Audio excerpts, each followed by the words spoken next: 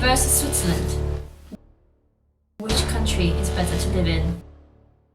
Today, once and for all, we will determine the answer to this difficult question.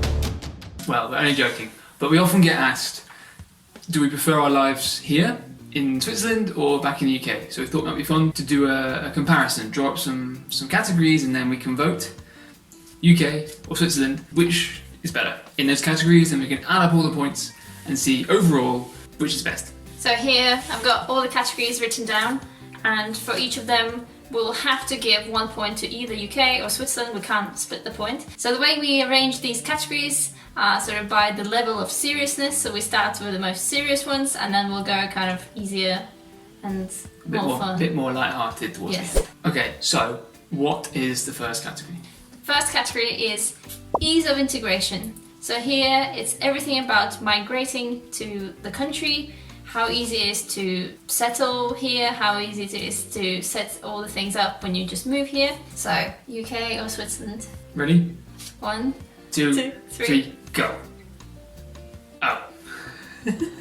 Well, I mean, I've only ever lived in the UK and in Switzerland, and I was born in the UK, so I can't really make the comparisons. I've only had one experience, therefore I vote Switzerland. True. I mean, I voted UK because when I moved to UK many years ago, I found it was very easy to move there, and I didn't need to do pretty much any paperwork apart from obviously apply for university, get into the university and have that done. Obviously things have changed since then with Brexit and everything, but I think overall I felt that there were fewer hurdles to move to UK comparing to Switzerland. When we moved here, we had to complete so many different forms, do so much paperwork, do so much proving as to why we're here. We kind of felt like we were facing this wall of mistrust. Yes. That's the right way to say it. So yeah, that's why UK is winner. Okay, so that's one each for that category. Yes, wait, let me write it down. So, category number 2, Is? work. Everything related to having a job in the given country. Salary, working conditions, holiday, ease of finding a job, everything like that. 1, 2, 2. 3, go. Okay. Okay. You can I go explain first yourself. because I obviously I don't work here, so I can't say much about how it is to actually work here, but I've heard of many stories of people having to look for a job, and then they have to literally apply for 100 jobs to get one application sort of through and successful, which I think is crazy. I know that if I was in UK, there'd be literally people from various job agencies emailing me all the time, you know, do you want to apply for this job, that job? I don't think that really happens here in Switzerland. Okay.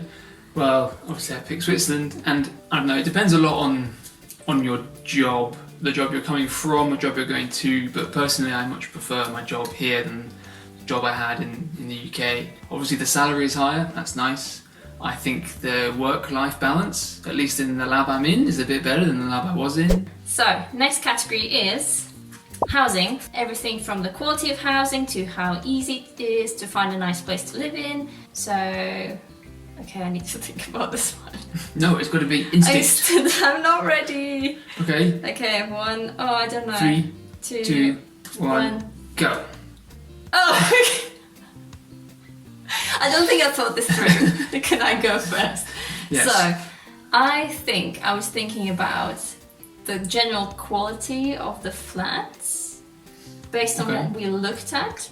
Because previously we lived in Cambridge, and I mean Cambridge is not the best comparison to Neustadt because Cambridge is super competitive to find a flat to live in or a house to live in. The prices are super high for what you get, but still I think overall I found that here when we were looking at different options, all the options were nice, like all the options were somewhere that we could imagine living in.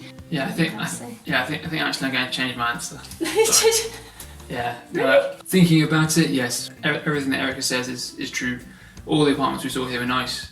The ones we actually managed to see in Cambridge, a lot of them were taken before we even managed to see them. And the ones we managed, couldn't really imagine ourselves there. Yeah. I mean, it could be just Cambridge, Yeah. because it's I mean, not like that everywhere in the UK. Definitely. Other places in the UK it's much easier. But still, in UK, I think overall you go and look at places and quite often they're not that nice or they're very old. Yeah. But they have carpets.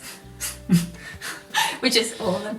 I'm joking. But then also, I'm thinking maybe you should change your answer back, because thinking about housing in terms of actually buying a place, I think in UK it's much more possible, doable, it's encouraged. Whereas in Switzerland, it's sort of discouraged for you to buy a property. Yeah, well, I mean, it depends on your perspective. Like, if you want to own a house, then yes, go to the UK. If you don't mind owning a house, then Switzerland is fine. So you still say with Switzerland? I'm staying with Switzerland based on our experience. Okay. Yeah, on our experience of renting. The next category is healthcare. Everything related to that. Going to the doctor, going to the hospital, health insurance. How much it is, how good it is, how easy it is to get an appointment. Yeah, in 3. Wait, I'm not ready. In 3. I don't know the answer to this. In 3, 2, 1, go. Oh, okay. Okay, we're in agreement on this. Yeah. So I chose the UK because of the National Health Service, which is fantastic. It's free at the point of care. It's all paid for by taxpayers' money. You never find out how much anything costs, which may be good or a bad thing, but if you're ill, you don't necessarily want the additional burden of having to pay for your healthcare. It's nice that it's already taken care of. And to put it into perspective, in the UK, I was earning around about £30,000 a year, and of my taxes, around about 4% of my income went towards the NHS. It's a bit difficult to calculate, but around about 4% of my income went towards the NHS. Here in Switzerland, we pay for health insurance, and again, around about 4% of my income goes to the health insurance. But that's before even you pay for any healthcare out of your own pockets, because you have quite a large excess. So I just think in terms of the value, you get much better value in the UK, and the quality of care is just the same. Just to say a few things that are not so great about UK, that are kind of bonuses for Switzerland. For example, you go to a family doctor in UK and you get an appointment, and that lasts 10 minutes, like no joke. And you basically go in and the doctor doesn't even have time to properly look at you, because they're just trying to type up their notes in the system. And everything's so quick because the system is a bit overloaded with maybe people who are going to doctors when they don't need to, etc, etc. Whereas here you go and then you have like half an hour and you feel like you can get more time to express, what's wrong with you, and then try to find a solution for that. I still pick the UK. Okay. Yeah, it's like having a kick in the teeth. You feel ill, you're not feeling very well, you need to go to the doctor, and then the bill arrives afterwards. Just doesn't make you feel very good. And for those who maybe don't know, even if you have the health insurance here, it doesn't cover your costs for healthcare straight away, because everything depends on what sort of excess you have. So I have the lowest monthly premium, but the highest excess. My monthly payments are as low as possible, but it means that I am liable personally, out of my own pocket, for the first 2,500 francs of healthcare costs. So all doctor's appointments, scans, medicine, everything, I'm liable for that. So although you say that you pay 4% of your salary for your health insurance, in reality, on top of that, you could end up paying even more. Yeah. The next category here is safety and security. And here we mean things like crime, how safe you feel just walking around in the dark, during the day, violence, or... Yeah, stuff getting nicked. Okay, I don't know what I'm going to answer. I don't know either. Okay, 3... No, wait! 3, 2, 1, go. Oh, okay. Yeah, okay. I mean, obviously this is hugely dependent on where you live in each country. Yes. So really this is a comparison between Cambridge and Neuchâtel. But I mean, I can compare also between other places of Leeds and other places I've lived in. But I think one of the things to note is that there's crime everywhere. And still, even in Switzerland, stuff gets stolen all the time. So if you're moving here thinking it's like super calm and peaceful, nothing ever goes wrong, you still have to be careful, because for example, I had friends who had bikes stolen. I heard a story where someone just left their bag next to them in the shopping centre in a cafe, and the bag got stolen with the laptop, phone and everything like that. So things still happen, you have to be kind of wary of that. I'm basing my answer on the fact that my bike got stolen in Cambridge and my bike hasn't been stolen here in Neuchâtel yet. But in general, I feel very safe physically in both places. So the next category is the socio-cultural environment, as we're calling it. What does it feel like in terms of the community, the society? How free do you feel to express your beliefs or your religion, should you have one? How free you feel to just sort of be who you want to be, you know, to dress any way you want, to act any way you Almost want how to. accepting society is, Yeah. I suppose. You ready? Wait, I need to see what I'm doing. Ready? 1. 3, 2, 1, go. Yeah. Okay, yeah, I agree. Another victory for the UK. Switzerland has very strict immigration rules and laws, which already puts it on a back foot, I would say. Okay, the UK might have similar ideas going forward after Brexit, but you already feel a little bit like you're unwelcome arriving here. I mean, you don't have to look very far. Even the results of the most recent referendum last week, there was a movement to ban people from wearing a face covering, basically targeting people who wear a burqa or a niqab, and that was passed. And it just doesn't create this environment that people are welcome. You feel like you need to fit into this Swiss box, and if you're different, then people will not be as accepting. Although, it doesn't really affect me personally. Okay, I can't speak French very well, and I get a few strange looks when I try and speak French, but that's my fault really. I'm thinking of others who perhaps try and integrate a bit more difficult, I'd say. It might also be a function of, again, where you live in the particular country. I think that in general the UK is a very accepting place all over the country. Here in Switzerland, in the French-speaking areas, a bit more liberal. You probably get a bit further in places like Lausanne or Geneva or Neuchâtel than you might do in deepest, darkest rural Switzerland, perhaps. I think if I'm just thinking about the freedom of just being who you want to be, quite a few times when I was going somewhere, for example, a hospital, and then they ask you all the things about you, and then one of the questions is always, what is your profession, where do you work? And when I say that I don't, they just look at me as if I'm just weird, I'm doing something wrong, and I always feel kind of, I don't know, intimidated by the reaction to that. And it's just one of the little things, when you add all of those things together, then it makes you feel that maybe you can't just be who you want to be when you're in Switzerland, whereas I feel like in UK you could just do whatever. Yeah. It doesn't really matter. Okay, now we're moving on to some slightly more light-hearted points. The next category is the nature, or countryside, or scenery, whatever you want to call it. Wait. You ready? Ready? 1, 2, 3, go. That's the easy one really, isn't it? It's easy. Come on, we're here, we can see the Alps, we have a from our lake window behind us, there's a lovely forest to go walking in. Of course there are amazing places in the UK to visit, beautiful, beautiful places in the UK, but it's not really on the same level as it is here in Switzerland. I think it's also that in Switzerland everything seems to be a bit more compact in terms of how much of wow you can get in, say, 1 hour's drive radius from you. Yeah. You can literally go to a nearby town, like we went to, was it Bien? And you go through the town or city, I'm not actually sure if it's a city of Bien, sorry everyone who's from Bien. You go through the city of Bien and you're just in the residential area, and then you turn around a corner and suddenly you're in this massive gorge with the river flowing through it, and it's impressive how you can have such powerful and, I don't know how you say it, maybe Awe-inspiring?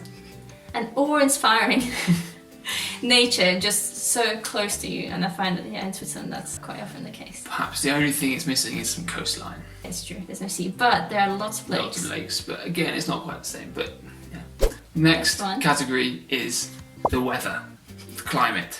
We say this as we're looking outside the window and it's raining at the moment. Oh, Ready? it's a tricky one. Okay, yes. 3, 2, 1, go. Okay. Yeah. We're in agreement again. It's a tough one. I mean, it depends on where you live, doesn't it? Yeah. UK gets a bad rap for it being wet and cold all the time. It is wet and cold a lot of the time, but not all the time. When the weather is nice in the UK, it's really nice. For me, I don't like it when it gets too hot.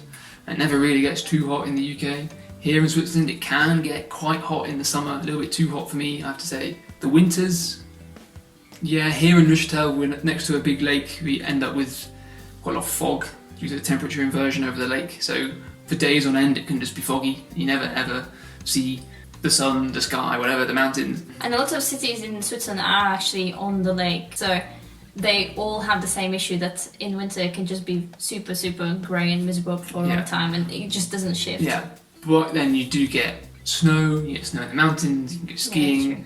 Then in the spring and the summer and even in the autumn, okay, in the summer you do get thunderstorms, but but I would rather have nice hot weather broken by a thunderstorm and then some more hot weather than what happens in the UK is you get a week of sunshine and then just rain for the rest of the summer. And also UK is quite humid, which means that I think same temperatures will feel More colder, extreme, more extreme basically. Hot feels hotter and cold feels colder. The next category is public transport. We did think of maybe including all of the transport, but since we don't have a car here, we don't really drive here. Okay. Do we even need to vote on this one? I don't think so. Okay. 1, 2. 3. Yeah, no question. Absolutely no question. Significantly better. Okay, it costs significantly more, but it works. It works really well. I Not think much more to say, really. what I'm surprised about is that from what I can see in the Swiss transport system, you still have different companies running different sections of the train line, for example, but still somehow they manage to coordinate everything that you get off one train and you can get onto another one without missing it if it's late, which it rarely is anyway. Like in UK, you have the same system, they have different companies running the trains. And then it's like they just don't communicate. They don't communicate, there's just complete chaos a lot of the time. And when stuff goes wrong, it just goes really, really, really wrong. And what I like also here is that it's easy and often encouraged to take your bike, take your skis, take whatever on the bus, on the train, and there's space for that. It's well equipped to be able to do that, whereas in the UK, putting your bike on the train, you're seen as a bit of a weirdo. It's difficult to get your bike on the train, you have to reserve the spot, it costs a lot of money, it's not really thought well through, whereas here, it's pretty straightforward. Yeah. The next category is culture, theatre, cinema, arts, music, museums, festivals, yeah, sure. Okay, so this one is a bit difficult to judge because obviously since we moved to Switzerland, COVID happened, so we couldn't really do all the things that we were promised. Yeah. Okay, festivals and all the other cultural activities. But there are things that we heard of as to what normally happens. Yeah. So we can judge based on that. Okay. Ready? I have no idea. Okay. 3, 2, 1. Vote. Okay. Oh, okay. Yeah. Yeah. Okay. Once again, I'm not sure how true is my vote. How real. Well, again, I can compare this from when we were in Cambridge mainly. In Cambridge, there's so much stuff to do. You're literally falling over yourself for things to do any night of the week, any time of the year. There's a concert, there's a play, there's some film being shown, there's an art museum, there's whatever you need. Here, there's a lot less of that. Again, maybe it's COVID related, but in general, I think it's probably the same even outside of COVID times. In UK, because you have so many different nationalities mixed together, you have lots of different festivals and celebrations which are just dedicated to a specific, I don't know, cuisine, to specific culture, nationality, and there's like a week of everything that's connected to like Indian culture, maybe Diwali is celebrated. I just can't imagine that happening here on a big level that everyone else gets involved. I feel like the big festivals here are mainly of the things which are Swiss. Well, if we're wrong, we can be really wrong here, but yeah, I think this is what wins for me in terms of culture in UK. I mean, there is also the additional barrier of the language. We're both understand and fluent in English, so there's lots more available when we're in an English-speaking country than here, where your French is better than mine, but still, there's a barrier, more of a barrier to it. And perhaps if I was fluent in French, there'd be more to get involved with. And finally, the most important, everything we're building up to this, the most important category, Erica's favourite. Food and restaurants. So this includes groceries, all the food you buy in the supermarket, the quality, the price. Then we include restaurants as well, so again, the quality, the price, variety. So okay. We vote. 3, 2, 1, vote. Yeah. This is not necessarily to say that Swiss food is bad. No. It's not. I think I'm quite impressed by how much stuff Switzerland can grow in terms of the true. different vegetables and fruits. Yeah, most of it comes from Switzerland, which is nice. There are many more options in the UK, I would say. Okay, UK food is not anything spectacular. You don't hear about it all over the world, but there's lots of options. You want Chinese, you want Japanese food, you want pizza, you want pasta, anything. I mean, it's mainly enriched by other people coming into UK and bringing in their food. And also, what I want to say is that in UK, I think proportionally you probably end up spending less on food. It's not to say that it's good to spend less on food, but I think food in general is cheaper and it's still really nice and good and Yes, tasty and yeah. good quality. Yeah, food of the same quality is cheaper. Proportionally, you spend less on food, especially eating out. Wait, so we need to tally up the A double scores. UK. Double UK here. So I need to count them. 1, 2, 3, 4, 7, 8, 9, 10. Don't look. Who do you think won? Who? As in like which country? Which country do I think won? I think it's probably a close call, but I think Switzerland edged it in the end. So, final result is 10 versus 12, Okay. with the winner being... Switzerland! Yeah. Sorted, we'll stay here. Bye! Obviously, a lot of the things we said were based truly on our experience, on our opinions, on the current situation. Yeah. So you can't take this too seriously, but actually I'm quite surprised that they came so close. Yeah. And maybe if you are moving, say for example, or considering moving from UK to Switzerland and you're a bit scared about some of the stuff that maybe I have previously said or you have read online, this might maybe encourage you to actually go ahead with a move and move here and see how it goes for you.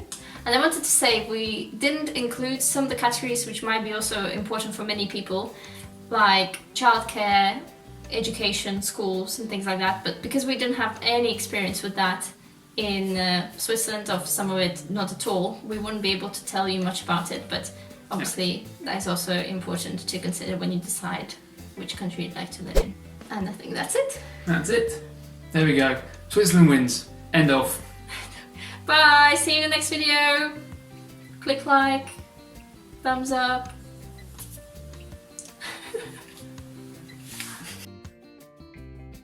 Okay. You ready? Sometimes it cuts thing. Okay. So the next category is healthcare. Everything. No, it'll be fine. I just wanted to check it's still filming. Because it cuts through every time it reaches a certain amount of time. Okay. It cuts to, and I don't know when it cuts, you see. Okay. Well, I want to do the intro again. Okay. Wait. It's like I'm gonna actually bite into it, you know? Like actually put my teeth on it. Okay. Fine. Yeah?